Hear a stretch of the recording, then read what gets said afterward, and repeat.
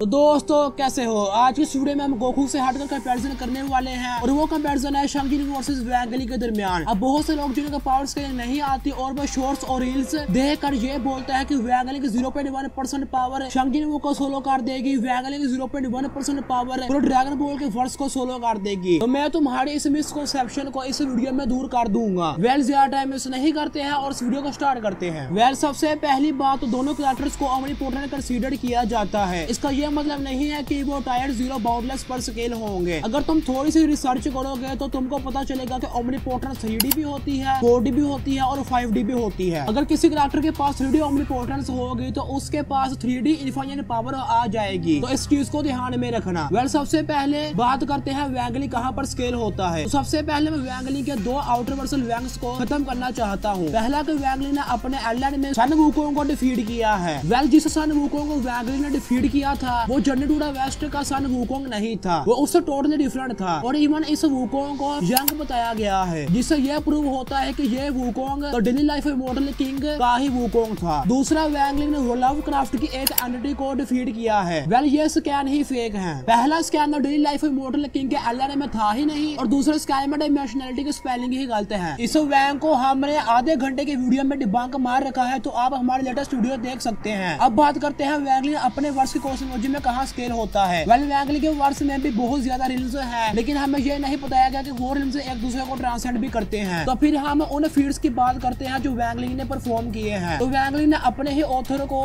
उसका रिल्म में जाकर डिफीट किया था। तुम इस रिल्म को मार्वल के सिनेमैटिक यूनिवर्स की तरह डिस्क्राइब कर सकते हो, बिकॉज एक फिक्शनल कैरेक्टर रियलिटी में आ ही नहीं सकता। तो इस फीड को परफॉर्म करने से वैंगली के पास ब्रेकिंग द फोर्थ वॉल और प्लॉट मैनिपुलेशन हैक्स आ जाएंगी और इससे कोई भी डिमेंशनल टायर नहीं मिलेगा, बिकॉज हमारे पास कोई भी प्रूफ नहीं है कि उसके ऑथर का realm the daily life immortal king की कॉस्मोलॉजी को ट्रांसेंड करता है। वेल वैंगली ने एक ऐसे बीइंग को डिफीट किया है जो ऐसी जगह से आया था जो टाइम और स्पेस के बियॉन्ड थी, तो वो 5D नहीं होगा, क्योंकि ये बात 5D के लिए बहुत ज्यादा कॉन्टेक्स्ट लैक करती है। ये बात सिर्फ पीरियोडिक वे में लिखी गई है और वो विलन एक ऐसी प्लेस से आया था जो स्पेस एंड टाइम के बियॉन्ड है, लेकिन हमें ये बिल्कुल नहीं बताया गया कि वो 4D स्पेस टाइम को कम्प्लीटली ट्रांसेंड करती है। तो बियॉन्ड स्पेस टाइम सिर्फ उसकी लोकेशन को डिस्क्राइब करने के लिए यूज हुआ होगा, वो भी पीरियोडिक वे में। तो ये फीड अभी भी 4D ही है। तो वैंगली ने अपने एलएन में नथिंगनेस को डिस्ट्रॉय कर दिया था, तो वो आउटर वर्सल हुआ। अरे भाई नहीं, नथिंगनेस सिर्फ 0D पर स्केल होगी जब तक ये पता नहीं चलता कि वो टाइम और स्पेस के कॉन्सेप्ट को ही कम्प्लीटली ट्रांसेंड करती है। तो ये 0D फीट है। वेल वैंगली ने अपने एलएन में इनफाइनाइट हायर डायमेंशंस को क्रिएट किया है, लेकिन ये हाई हाइपरवर्सल फीड नहीं है, क्योंकि ये डायमेंशंस एक दूसरे को ट्रांसफर नहीं करती। तो ये 3D से हाई इनफाइनाइट 4D डायमेंशंस हैं। वैंगली ने हजारों बार यूनिवर्स को क्रिएट और डिस्ट्रॉय किया है और the daily life immortal king में यूनिवर्सेस का साइज इनफाइनाइट होता है। वैंगली ने एलएन में एक ऐसे बीइंग को डिफीट किया है जो 10,000 पैरेलल वर्ल्ड्स पर कंट्रोल रखता था, लेकिन ये हाइपरवर्सल फीड नहीं है, क्योंकि फिर वही बात आ गई कि क्या ये एक दूसरे को ट्रांसफर करती भी है कि नहीं। अगर हम वैंगली की स्पीड की बात करें तो वैंगली इनफाइनाइट यूनिवर्सेस में इजीली ट्रैवल और फाइट कर सकता है, जो वैंगली को इनफाइनाइट स्पीड देगा। और the daily life of immortal king का वर्स 4D पर स्केल होता है, तो वैंगली इस कॉस्मोलॉजी में कोई भी हैक्स परफॉर्म करता है तो वो भी 3D से 4D तक ही स्केल होगी। तो वैंगली के पास इनफाइनाइट 4D पावर है, क्योंकि वो एक ओमनीपोटेंट बीइंग है जो वैंगली को लो मल्टीवर्सल पर स्केल करेगा with infinite speed and 4D हैक्सेस। पहले अब बात करते हैं शंगजिन वू कहां पर स्केल होता है। तो जिस तरह वैंगली